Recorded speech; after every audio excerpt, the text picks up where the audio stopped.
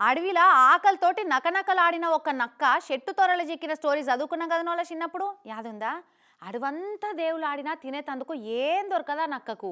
ఇక లాస్ట్కు ఒక చెట్టు తొర్రల కట్టెలు కొట్టేట ఆయన దాచుకున్న తిండి కానిస్తే వెనక ముందు ఏం ఆలోచించకుండా ఆ తొర్రల దూరి పొట్ట నిండా మెక్కుతుంది. ఇక మళ్ళీ బయటకు వద్దామంటే పొట్ట అడ్డం వచ్చి అందులోనే ఇరికిపోతుంది.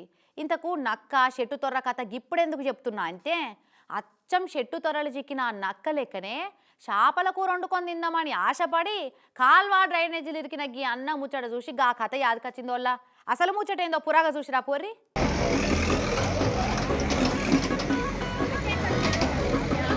జనాల ఆరాటం జేసీబీల తొవ్వులాటం చూస్తుంటే ఎవరన్నా సంటి పిల్లగాడు బోర్బాయిలో పడితే బయటికి తెచ్చేదందుకు తనలాడుతున్నట్టే కొడుతుంది కదా వల్ల. కానీ సంటోని కాదు, పడ్డది బోర్బాయి అంతకంటే కాదు. ఇగో గీ డ్రైనేజ్ సొరకెలు ఇరికిన రాజు అనేట ఆయనను రక్షించేదందుకు గీ తనలాట అంతా. అగా చూడు బయటికి గుంజుతున్నారు.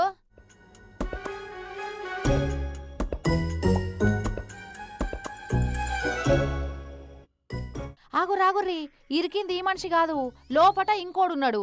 ఇక ఇప్పుడు గుంజుతున్నారు చూడుర్రి.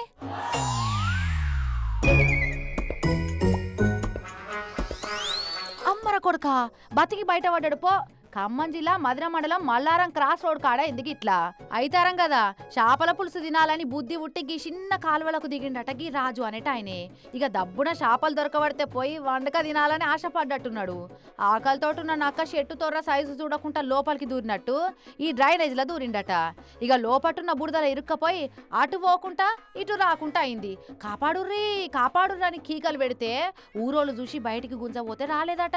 ఇక ఇట్లా కాదని ఆపరేషన్ చేపల పులుసు అన్న రేంజ్లా 2 జేసీబీలను రప్పించి 2 దిక్కుల వేరకపోయిన మట్టి అంతా గుంజిపిచ్చి అంతా కలిసి కాళ్ళు పట్టి బయటికి గుంజిర్రు.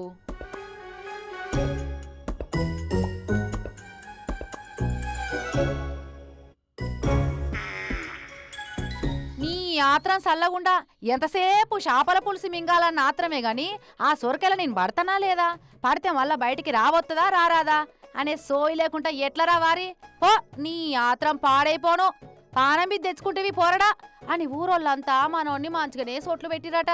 దెబ్బకే ఆడికెళ్ళి పరారైనట్టుగా మనోడు. ఈ దెబ్బకు మళ్ళా చేపలు పట్టబోతాడో చేపల పులుసు మీద ఆశలే జాలించుకుంటాడో. సాగు తప్పి కన్నులొట్టవైనంత పనైంది మనోనికి.